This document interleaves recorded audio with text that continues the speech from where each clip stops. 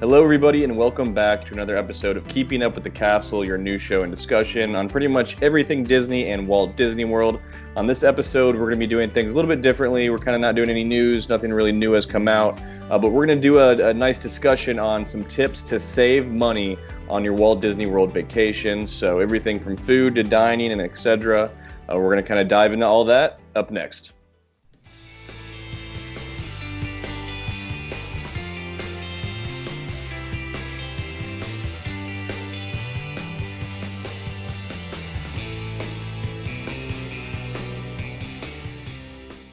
Welcome back to the show, everybody. My name is Colin. I will be your host, and joined with me every single episode, my co-host, Brendan. How are you, man?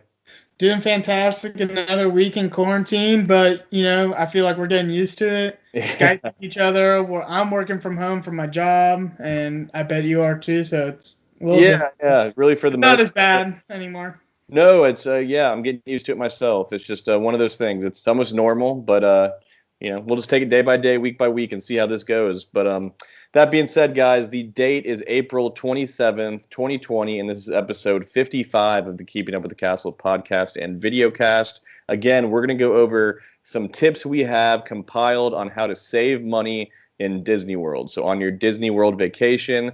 So, Brendan, let's go ahead and dive in and take it away. Yeah, we're good. The first one's, the most basic, and I think a lot of people already utilize this, but the discounts and special offers that Disney offers throughout the year, they offer usually one for every time of the year. It just might be a certain window within that time of the year. So summer, fall, spring, winter. They will offer 15 to 20% off for the hotels, and then sometimes they throw in a free dining or something like that. But these are great ways to take advantage. Even if you already booked it, you can always apply them. So if you book it 180 days out, you can go. Even 30 days before your vacation, you can, check that update for the special offer. Yeah, no, it seems so simple, but I think a lot of people still forget about it, and you can save a lot of money. Between the annual pass holder discounts, you said the resort discounts, free dining, military discounts. Yeah. And even some of this just cool tickets they do in the summer, or coming after noon and your ticket's $70-$80, stuff like that. So keep an eye out for the special offers. They are directly on the Disney World website. And like Brendan said, it's something that I think most people are doing, but just make sure you're benefiting from all of them, possible. Yeah. But number 2 is going to be visit during the value seasons. So I know I'm doing the air quotes because for Disney World, it's almost unheard of now. But as of now, Disney World kind of just mentioned their only considered value season is January and September. I know all that could change with everything going on right now. They're going to just want a lot of money after this long closure. But January and September seem to be the only slower, cheaper moments at this moment in time for Disney World. And that plus these special offers, you can really get a great rate. So yeah, honestly, those are some of my favorite times to go, because it's not, if you're going in September, August, you're going right after that, so it's a little bit cooler, which is always nice in Florida. And then January, September, right after Christmas, you might catch some of the Christmas stuff still up if you go early enough. And then, the weather is usually fantastic. Yeah, I love the weather then. Mid-70s, 60s, maybe in the morning 50s. But January is one of my favorite times to go for no holidays or not much going around. No specific events and stuff per se. Yeah, no, it's great. And even September, you can catch stuff like Mickey's Not So Scary Halloween Party even. I mean, because Halloween starts in August in Disney, so you can get a great rate and still catch some, really cool things going on. So I think that's some food and wine. Food and wine, I think. Yeah, you can catch food and wine then as well. So there's a lot of offers, and it's cheaper then. So why not take advantage of that? Yeah, and then next we have a great thing is that food swapping. Or really, it's kind of like a food swap, but not buying it in a particular area, but you can. It's also available in other sides of the park or even resorts. I'll give one example we talked about is Tonga Toast at Kona Cafe is usually $16. Mm-hmm. And then at Captain Cook's, it's $9.29. The only difference is the strawberry sauce that you get at Kona, but That's a 50% or that's 40% discount. $5.61 difference for some strawberry puree sauce, which it is really good sauce. I've tried it. I don't really care for strawberry sauce, so that's perfect. That's like the best deal ever for me. And you get your choice of a meat too, bacon and sausage with both of those. So it's like, come on. I mean, maybe you're not going to get seated and have a server, but Captain Cook's is an awesome place, so that's really cool. Another example is the Mickey shaped waffle. I'm talking about the classic large one. So a large Mickey shaped waffle with fruit topping at the Grand Floridian Cafe is $15, served with your choice of bacon or sausage. And at the Contempo Cafe, the quick service in the Contemporary, right next to Chef Mickey's, the large Mickey shaped waffle with fruit topping and a side of bacon or sausage is $10.28. So again, you're saving about $4.62, I believe that is. So again, those are just fantastic deals. Yeah, and then I'll just and I'll give one more example. This is my favorite one. Yeah, so Ohana for dinner is $55 for adults and $33 for children. At Tambu Lounge, the connected bar area, you can get the same exact steak, chicken, shrimp, whatever for $13.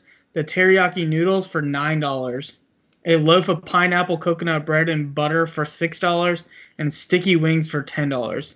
Even if each adult ordered all those listed items, it's cheaper than Ohana. So you can literally order all that, and it still doesn't come out to that $55. Right. And it'll fill you up. And there is a difference because it is all you can eat essentially at Ohana. They bring it out almost like a Brazilian steakhouse on like the little swords or spikes. Yeah. The meats, and the noodles you can ask for more of, but you get a good portion. I mean, honestly, like that loaf of bread you get, it's this big. Yeah, and you could probably share all that stuff and be just as full, and you're really spending $15 a person instead of $55. Right. Split the sides and maybe just get the proteins. Yeah. And if you want more at that point, just order more because you're still going to be saving money, especially if you're splitting it. Absolutely. And then for dinner, guys, we're talking about the dinner specifically. There's no characters either, so there's nothing really else that you're kind of missing out on. So this is a really, really great swap. It's a cool environment. They have the lounge chairs by the windows, and you can oversee the lobby, so you don't have to sit at the bar if you have children. And that's one of my favorite lounges. You can look over the resort. It's kind of got that tiki vibe. Absolutely. I love it. It's just so different than, Trader Sam's. That's a little more hectic and crazy.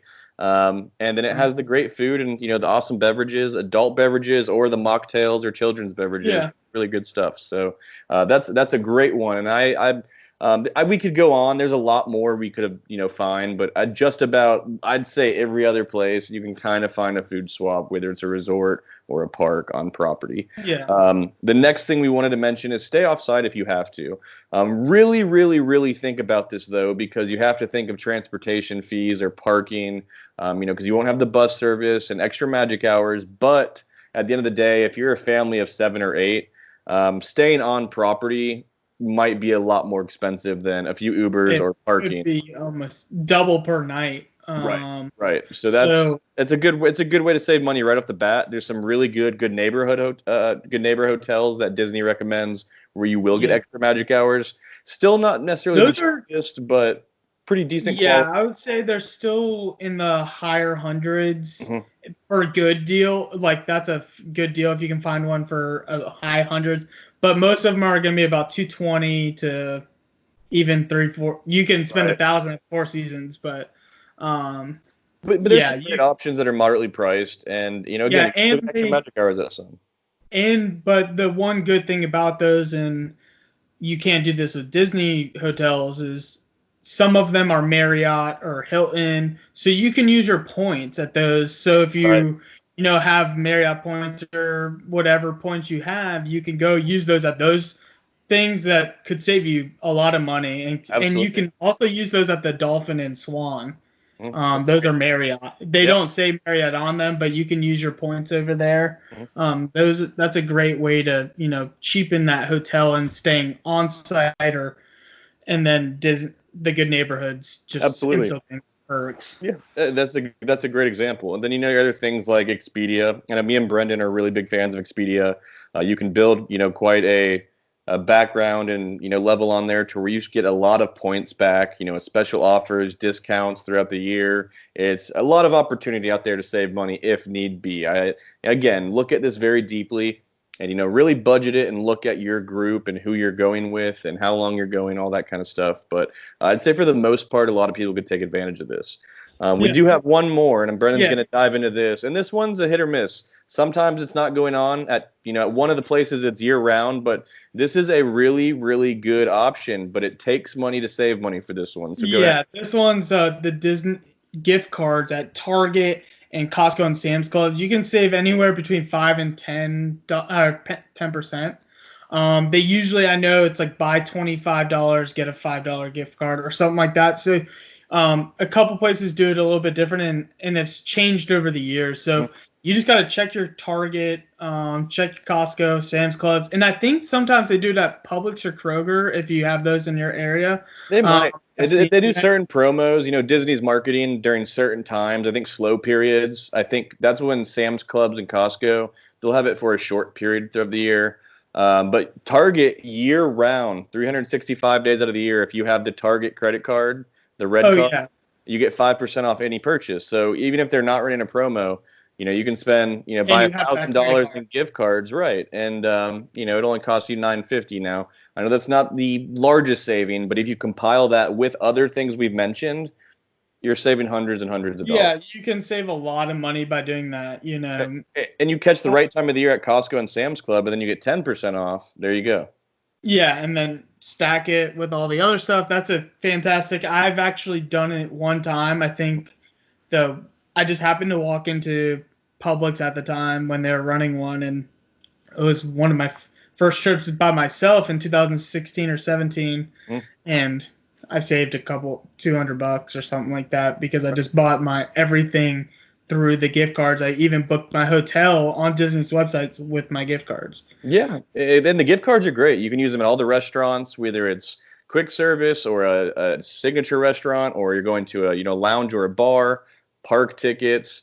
Even if you don't go to the parks, you can buy them just because if you want home memorabilia, you want some cool Disney kitchen stuff, slippers, a puzzle, whatever, you can use them on Shop Disney as well. So, guys, those are some really good tips that we have to save money. We did an episode last July, and I'll link it here. It's a while ago.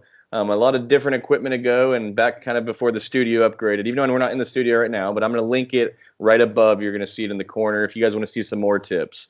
These are different tips. So now you've got about 10 tips in total from us. And I think if you really kind of look at all of them and, take a step back and really think how you can apply these, you can really get away with saving 20, 30, 40% on your whole entire trip across the board, essentially. So I think there's some great tips. I hope you guys enjoyed this episode. What do you guys think about these, though? Have you guys used some of these? Have you guys ever bought the gift cards? Or do you guys have a secret trick out there that we have not mentioned yet? Throw it down in the comments. Message us, whatever you'd like to do. We'd love to talk about it. But again, thank you guys so much for following along to Keeping Up with the Castle. We hope you enjoyed this episode, and we will see you next week. Take care. See you guys.